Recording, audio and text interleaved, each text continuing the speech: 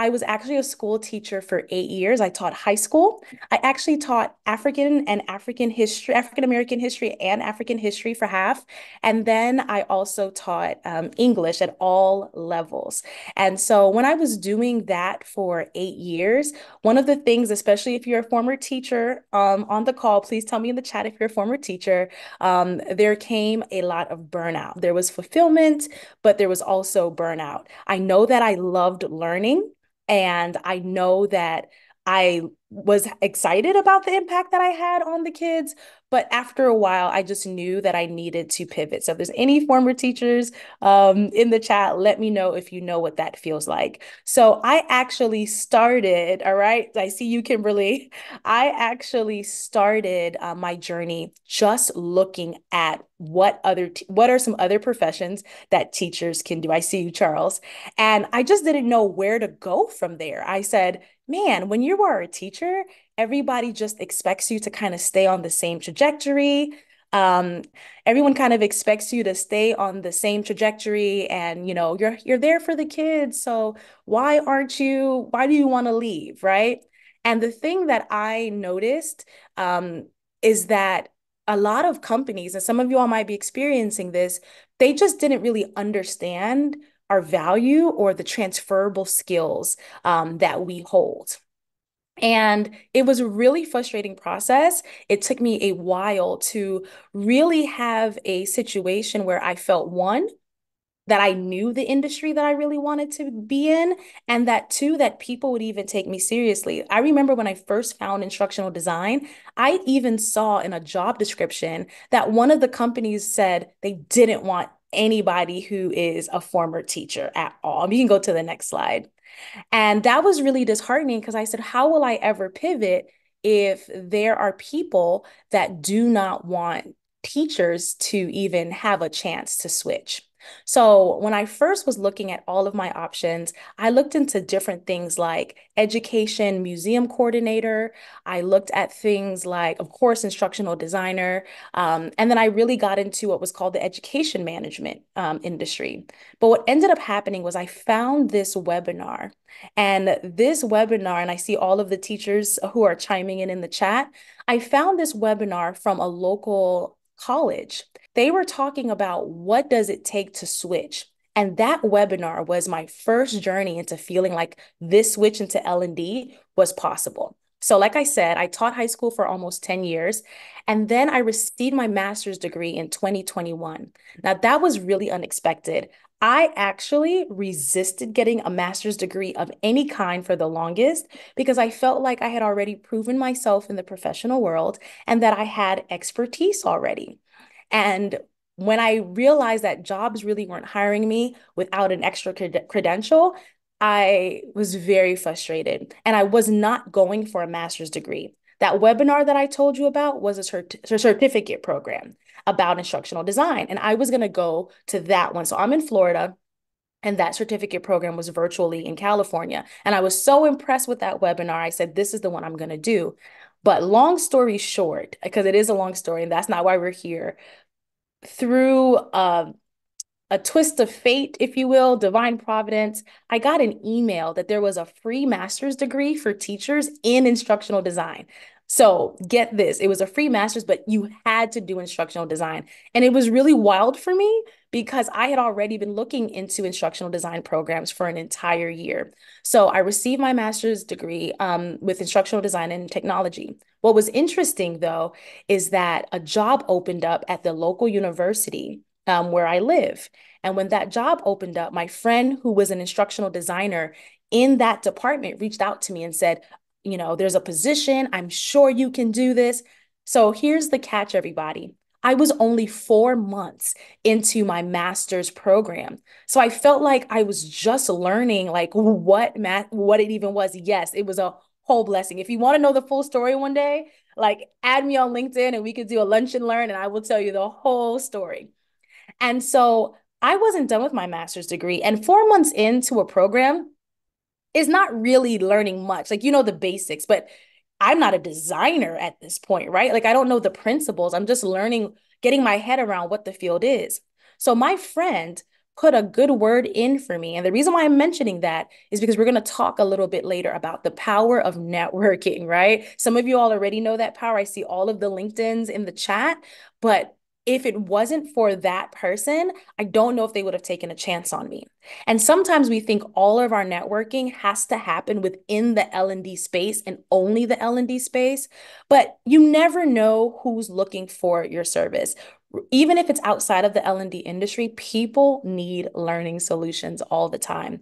So my friend had actually went behind my back in a good way, and he told his boss that they should look into me if I decide to apply. So that's before I even knew this position was open. I had just won a Teacher of the Year award, and it was really awkward, everybody, because it was on television and all these things, but I knew I wanted to leave. And so when he sent my now bosses, and we'll talk about what I mean by that, when he sent my now bosses my information, they interviewed me. And what I heard was that I was actually hired over people with more experience. And so, again, I'm bringing that up because one of the things that I learned later, even though I was brand new in my master's program, one of the things that they said that they were impressed with was how I was able to communicate what I did in the classroom to instructional design. I've actually now been on the other side of the hiring fence, and I've seen a teacher who applied, and I looked at her resume, and being a former teacher, I understood that she was competent, right? But I'm not the boss in this place. But when she was going for her interview, she kept talking about things that only teachers would understand, right? She was talking about school schedules or really school specific assignments. And even though she was nice, nothing about what she said showed them that she had the skill set, right? So one of the things they said was being able to explain my transferable skills, but then also they had asked me for a portfolio. I didn't have a portfolio at all. And I like had to stay up all night and just kind of like look at instructional design principles, gather what I had just learned in my first 4 months of the master's program, and put it together. And I was like, oh, this is going to be a bust. But my boss later said to me, oh, yeah, your portfolio was amazing, which is hilarious because I was frantic. So I say all of that to say, like, if you're in the call and you're new in the industry or you're trying to pivot in the industry, a lot of times it's simply just knowing how to tell your story of competence. Because a lot of times people just don't tell their own story of competence. So there you have it. I got hired as an ID in 2021. So you might have heard that I got hired at a local university. Isn't this about L&D in the corporate space? Well, yeah, it is. So a lot of you all know about higher ed really making courses for faculty, for professors, and students. And we have a lot of that at the university where I work. So I have my own business, which I'll talk about later, but I do have an everyday 9 to 5 job as well as I build my business even more. And so the difference between those instructional designers is that I really work at a weird but cool intersection between corporate and HR. I'm in an HR space, but I'm in a higher ed space, but I work in the HR department. So I'm not making any courses for students at all. We have different shops on campus. So in HR, I am making corporate training. So if we have a system change, like our travel system changed, I had to make that to make sure that the workers, the registrars, the administrative assistants, et cetera, knew how to use that system. I do e-learning development, but then I also teach a few classes. For instance, I had to teach a live training about how to make meetings work and also to have quality customer service as well. So one of the things I designed recently was the researchers at the university needed compliance training.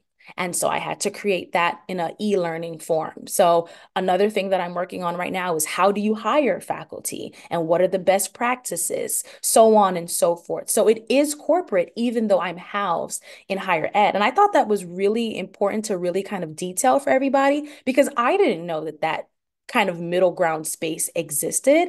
And what I have found is that it is a nice medium to have both. So then I opened my business in 2023. I registered it in 2022 and built it over a year. So I'll tell you a little bit about why I even decided to start a business. Um, all right. So one of the things why I started a business, why I started Nicole Harris Learning Solutions, is because I realized I started to gain that confidence that I just didn't have at first. Everyone here who has been a former teacher, I know that's not everybody on this call, but one of the things that I learned after I learned ID skills, I said, oh, I do have kind of a leg up. Doesn't mean that I don't need to upskill or doesn't mean that like I'm better than anyone, but there's a way that we see learning. There's something about knowing adult learning theories, but when you're kind of starting from the motivations of youth and you can combine that to adult learning, I don't think people talk about that enough. But I realized like, oh, I feel like I have an extra edge, an extra understanding of learning because I'm a lifelong learner.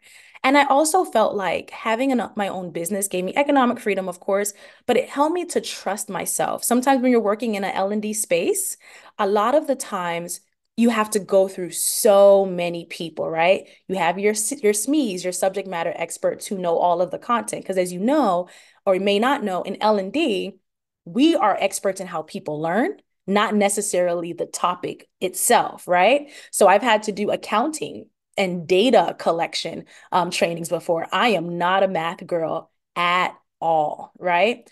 And so I felt like there are times where I have an idea or a strategy that I know is going to work, but it gets maybe shut down sometimes, not maliciously, just that's the nature of working for someone else. And what I have found is having my own business allows me to trust myself, but I'll jump into that later. So here were some of my challenges and baby steps. And yes, knowing how to tell the story of your competence is super important. So first things first, I just didn't fully understand the industry at all. I was like, okay, instructional design. So I'm gonna go in there and tell them how to have a happy workplace or just be better.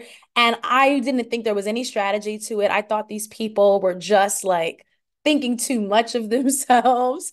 And then, of course, when I get into my program and start looking at resources, I was just like, how arrogant. And I think not maliciously, sometimes when you pivot and you are really competent from another industry, you're like, how hard could it be? But there is strategy to this, right? And I have enjoyed so much. Like I've turned into one of those L&D people. I would say Adamola is one of those L&D people who's always reading or writing or looking at a new resource or meeting a new person because it's fascinating that what we do actually can impact somebody at their job. Even if it means, oh, I'm so happy that training wasn't boring. Like even if that's all we get.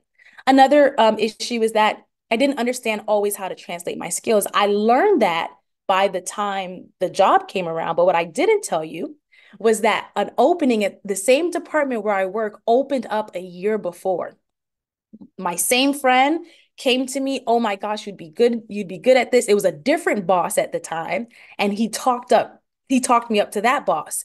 And that boss was like, okay, I know her from the community. She seems cool, but make sure she has a design sample. And I was like, a design sample? Because at that point, I had started watching the webinars and I was like, I don't even know how to achieve what they want. So I remember spending all night working on this PowerPoint because I was going to try to apply. And then I got cold feet and didn't. So I thought I lost my chance working at that place. And I didn't at all because who knew it would come back around a year and a half later. And honestly, when I went to the interview and I got off the interview, I laughed out loud to myself. I said, I would have sounded like a fool last year because I had learned so much in the time. So I can't emphasize enough knowing about the industry is so important and how to translate those skills. And then lack of upskilling, like we're talking about, the tools and theories, that basically goes into what I was saying before. If you don't know the theories, then you don't know how to actually create effective training. And if you don't know the tools, you can't apply those theories anywhere. And I had no experience. I'm not even talking about like, oh, I dabbled. I had zero. And then no community of practice. What you all are doing right now in OLxD, and I consider myself now an official part of the OLxD family, is exactly what you need to be doing. There are things that I've learned that didn't come from even a webinar, didn't come from reading one of the famous books, which they're cool too, but came from like me scrolling down someone's LinkedIn. Like that's not even an influencer or anything. They're just writing about their day. And I'm like, oh, that's brilliant. And I really think that's important to have your community of practice. All right. Okay. Sorry, my computer did a little thing, but it's fine. All right. So can we go back to that last slide? All right, thank you. So, challenges and baby steps. I told you about not applying for that job and missing out. That free webinar that I went to was really game changing because that was the first time I understood the industry, not dabbling here and there. And there's a handout that you're going to get from me later. And that webinar is from 2018, and I rewatched it in preparation for this, and it is still spot on. And you all know about all of that. But one of the things is I did redo my resume. Okay. So I do want to tell you all about. All right. So this is actually a screenshot from that webinar that I told you about. And I think this is important in everybody, even if you're seasoned and you've been in L&D for a while, I think everybody can benefit from this list, right?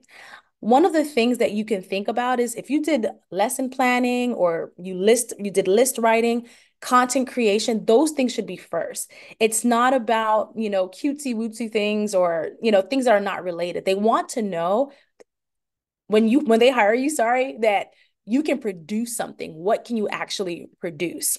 You want to expand on that lesson plan. So if you did come from the teaching role, but even if you didn't come from the teaching role, let's say you were a manager somewhere, surely a lot of times they put managers in training positions, right? So where were you in that whole situation? How did you actually apply learning to people that were under you? So I say that learning is everywhere and life is for learning. I think regardless of if you were in a role that was adjacent to learning or not, you can find the connection between learning. And if you were in the teaching space, objectives and assessment, even if you weren't in the teaching space, have you ever had to give people a set of, here's what we're doing at the end of this process, right? If you were collaborative in any way, L&D is all about collaboration. So if you don't have that competency, it doesn't matter how good your portfolio is, companies are not going to want to hire you.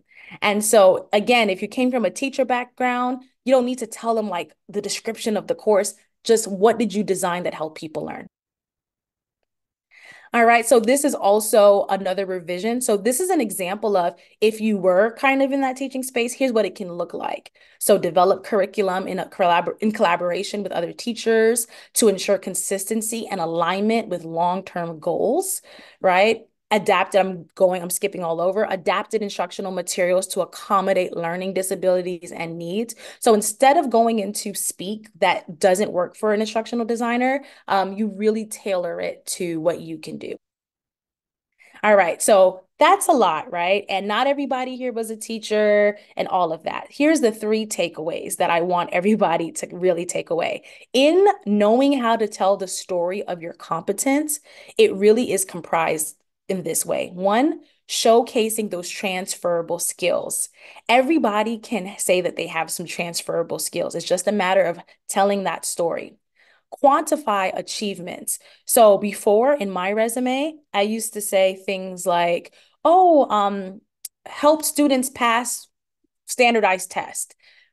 Okay, that's cool. But one of the things that I learned is you need to show those metrics. How many students? What was the percentage rate that went up? Or helped learners grow over time? How many learners, right? So when you're thinking about these things, your resume should not be, I heard this said the other day and I thought it was brilliant. Your resume should not be a list of your job description and what your duties are. Your resume should be a list of your achievements and how you brought value, especially when it comes to helping someone learn and learn something better. And what was your hand in the design process? And you can really find that in all industries. It just takes a little bit of brain power. And you want to customize it for the job descriptions. I'm sure with OLxD, if you've been to other webinars before, or if you read L&D Rookie from Adamola and other people, I'm sure that you know that the L&D field is so wide. So I'm an instructional designer. I also call myself a learning designer. But as you know, there's organizational development, there's leadership development, there's employee experience. There's so many ways that you can go. And a lot of times your skills also can go that way. But if you just kind of give them a canned resume for each one and you don't take the time to tailor it, it will go straight through their system and they won't even see it. So really think about what those keywords are. All right. So I seem to be getting ahead of myself, and I told you about that connection. However, I didn't really go into the depths of it. So when I was a teacher, so an actual like grade school teacher, I used to run a poetry club that was for teens who were doing poetry. This particular guy had his own nonprofit in the States. And basically, it was a storytelling nonprofit. So he would invite my students to perform at his events. And that became a partnership between my students and the events. So I never knew what he actually did in his real life. I only knew him as a person, a community member who has events for artists. And so over time, that friendship is what led me to realize he was an instructional designer. And then when he got to know that I was kind of ready to pivot from teaching, I was one of the first people he thought about, even though I had zero instructional design experience. So when I say those connections are rich and they can come from everywhere, nurture those relationships, because sometimes when you don't know how to tell the story of your own competencies, someone else will. He saw that I was capable of this way before I really understood what this industry even was.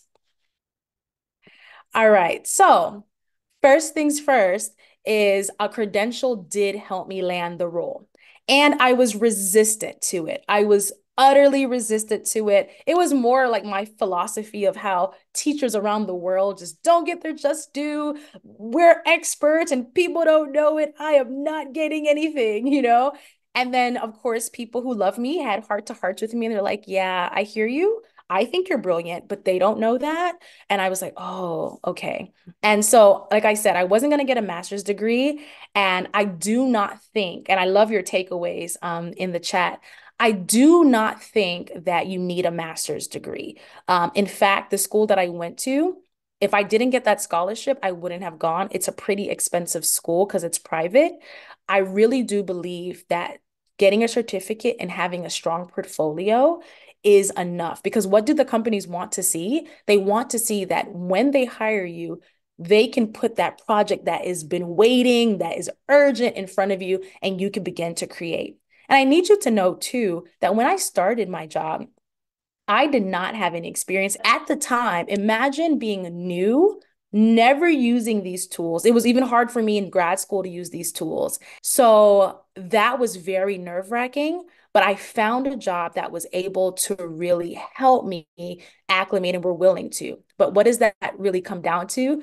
They ask you questions in the interview, and you need to ask them questions as well. So what's your onboarding process like and things of that nature? What's your expectations in the first 3, 6 months so that you don't go in and you're in over your head? So if you feel like I don't know any of these things, I have to take all of these classes and be a top expert in this learning software, you don't. My office just got Articulate last year. I just hit a year using Articulate, and I do feel like with consistent use that I am not intermediate, but heading towards intermediate level. So I want you all to have confidence that you don't need to just, be the biggest expert, even though it's a competitive market. People are looking for your process and your design thinking. How would you approach a learning issue and a learning gap?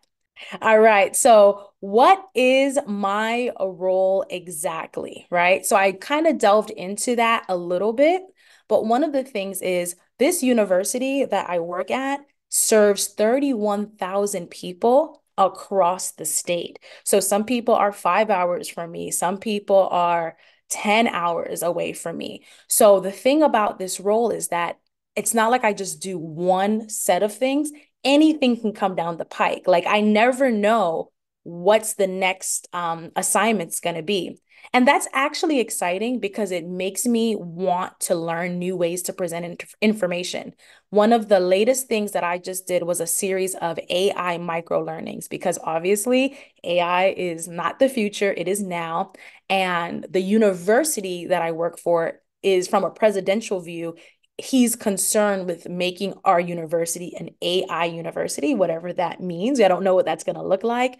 So I've been able to do fun little videos with AI talking heads, and we had the freedom to kind of do it in any format we wanted to. My next course that I'm going to do is about privacy and privacy laws and keeping, employee records correct. So the cool thing about working at a university like that is that I have a wide range of experience. Sometimes I have to make compliance courses that are really text heavy. Sometimes I get to be more creative and be more fun. So even that helps me with my analysis to see what is appropriate depending on the target audience and the learning need. All right. So when I started Nicole Harris Learning Solutions, like I said, it was because I started to gain confidence in my skills. And I also realized I liked facilitating. One of my last clients for my own business was a school board association, and they wanted to learn how they, as school board members, school leaders, could implement AI for their students. And when I went through that process. It was like a 6 month process planning for that, writing the contract, learning the business process. But I had so much satisfaction. I was like, wow, nobody gave me oversight, and it was still a good session. It was rated high. And I was like, man, it just really boosted my confidence that my skills from my past jobs and my current jobs are really melding. And that was how I started it and why I still keep going. All right, so that's actually me just a month ago. And that is the School Board Association where I was telling them about AI. See, the arrow points to me. And that was just really exciting because I'd had clients before, but that was one of my biggest clients. And it's been really cool that I can still learn at my regular job, and I can learn how to be a better learning designer and still like kind of venture out on my own as well. And this is my website. And the reason why I'm showing you the website is because of the three buckets. I really struggled at first when I was starting this business with what is my business? Like, I'm not just an instructional designer. I love learning. And, at the time, I do workshops so every summer, I actually do workshops for teachers on how to incorporate different countries in the continent of Africa, how to incorporate it into their curriculum, whether it's math, science, high school, elementary school. And I do that webinar every year. And I also help with youth arts programming. And I'm like, I feel like I'm all over the place. I'm going to be transparent with you because I think for me, hearing people's honest journeys, because you go on LinkedIn, everyone's an influencer, everyone has their makeup done and their photo shoot. And it just feels like, oh, this magical land to L&D. And that's just not the case, right? So honestly, for me, when I first wanted this business, it was 2020. I had just done that webinar teaching the teachers how to incorporate Africa into their curriculum. And I was on cloud nine. I was like, oh, I'm so good at this and I love it and I want to do it. I'm going to start a business. And I had no plan. I had no plan. The web designer was like, okay, the other web designer, give me your content. And then I was like, I don't, I, I don't, and then I abandoned the whole operation. So it's been on my mind for 3 years that I need to venture out. I need to venture out. So that was a 3 year deliberating, doubting myself sort of process. And finally, it came to fruition in 2023. And so what I landed on was that I'm not just interested in instructional design, like e-learning on its own or workshop on its own. I'm interested in providing a learning solution wherever it's needed. So whether that's corporate, school and communities, or creating materials. And when I broke it down this way, it really also helped me, like in the future, if I want to go for another job, I now know the things that don't bring me joy in the L&D space, and I now know the things that do. All right. So one of the things I talked to you about earlier was kind of the steps that weren't so great, right? And now I kind of want to talk to you about the things I am doing slash learning because no journey is perfect and I'm still like this a lot of the times, right? So one of the things that has changed since that beginning girl who didn't know anything, I am now active in learning in professional learning communities. And the handout that you're going to get in the chat when we get there is actually like has a list of a couple ones. So a couple of them, sorry. So you all being in OLxD right now, you are already doing that. You are not me floating out into the wind. I just can't say how valuable like these things have been for me to know that people are going through similar struggles or I have some friends from LinkedIn, and yes, I'm calling these people friends that I've never met in my life. I have some friends from LinkedIn who, they were affected by the layoffs that some companies had. And just being able to support people and say, like, it has nothing to do with your competence or your talent. Like, you can't control what's happening in the market. Like, that support helps you to keep growing. So definitely, definitely. All right. So another thing that has changed in the positive direction is that I'm often now that I feel confident, an early adopter of new tools such as AI applications. So now at work, a day doesn't go by that I don't use AI. And I have some fears like a lot of people, but I've dived head in, and like what that's done, that's added value to who I am at work. Like my boss usually recognizes that I'm going to do something new and cutting edge that doesn't exactly fit our template. And she will give me like a little bit, not a lot all the time, but a little bit of leeway to really innovate. And that just sharpens my skills. So looking at the newest tools, trying them, not being afraid to try, it won't break. It won't break. And then I often refresh knowledge in the latest learning science. All of those OLxD webinars from OLxDCon, I watch some of them, sometimes I listen to them at work. I'm always looking at what I should read and what I should even produce. Like, and I have newsletters and things like that, because one thing about our community that really unites us all is that we all love to learn. Like outside of our job titles, we're all drawn to this industry because we like to learn. Most of us came into it accidentally. So it's like, what drew us here? We love learning. So that brings me to my last point there, but is that I continue to feed my love of learning, but my general love of learning. So what I mean there is, I'm not just talking in this case about instructional design. I keep watching documentaries, I keep going to museums and things like that, and just sparking my curiosity, because you have no idea some of the most cutting edge things I've been able to do in my trainings is because I'm like, oh, that relates to that experience I had out in the world. And I can bring this into that training. And that is the kind of things that can bring you a point of difference. So to have sustained growth, some of the things I personally did, I hired a business coach. And then in America, there's this thing called score.com that has free mentors. I joined Black and L&D. I got involved with this organization. I'm active in Learning Guild. I personally host free events on LinkedIn, learning events.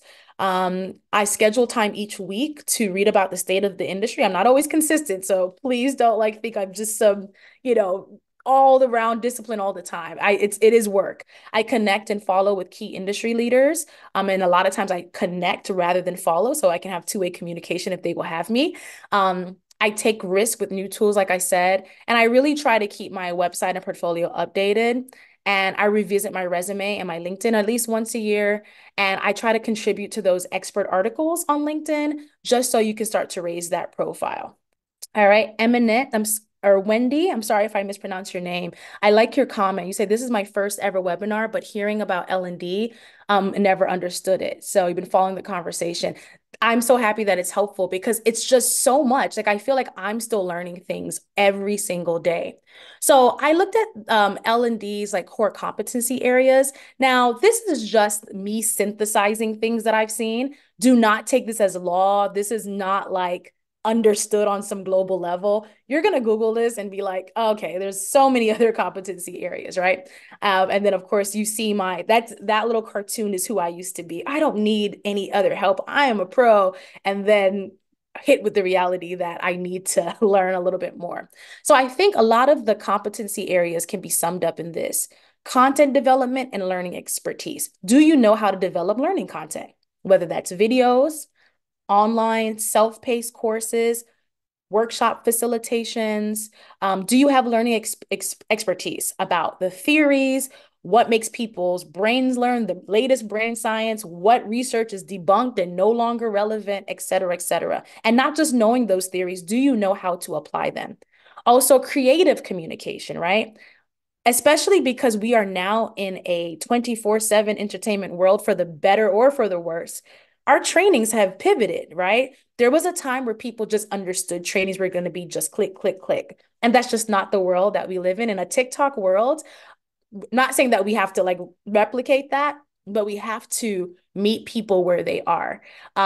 Research and analytical skills. If there is a worker, they work outside with machinery, and the skill gap is they always press the wrong button that breaks another part of the machine. And it keeps happening. It keeps happening. And even though workers have a manual and they have a video, they're still breaking it. You have to be analytical enough to ask great questions in the interviews, to maybe even watch them as they're working with the machinery and go, oh, the real learning problem is this, and then respond to it, right? So analytical skills are important. So even if you were not an L&D before, if you've had any role that required you to have deep analysis, play that up. That is part of the story of your competency, right? People management. Now you may be like, but I'm not a manager. So one of the things I had to learn the hard way, even though I was a teacher and I think I had good classroom management, at least in the later years, not in the early years. But sometimes when you're working with subject matter experts, they are not always that invested. You need them sometimes more than they need you. So sometimes they're just providing you information to help you develop the training, but they have their own jobs. So trying to figure out a way, like, how are we going to communicate? What am I going to do if they disappear and I need to finish this training by deadline? So people management is huge.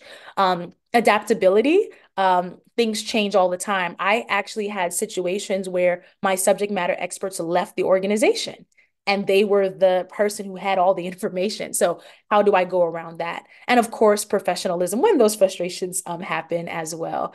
All right. Regardless of where you come from, whatever industry you come from, instead of feeling like, oh, this is just too much, I have so much to learn, start with what you have, right? Because if you start with what you have, you'll be encouraged and you have a foundation already, right? So when you can, fill out where you can grow your skills, what are your top skills, just so you can have a way to tell the story of your competence. All right. And so if there's any questions, I am open to hearing them, of course. And thank you so much for dealing with the technical difficulties. I'm happy that we made it through.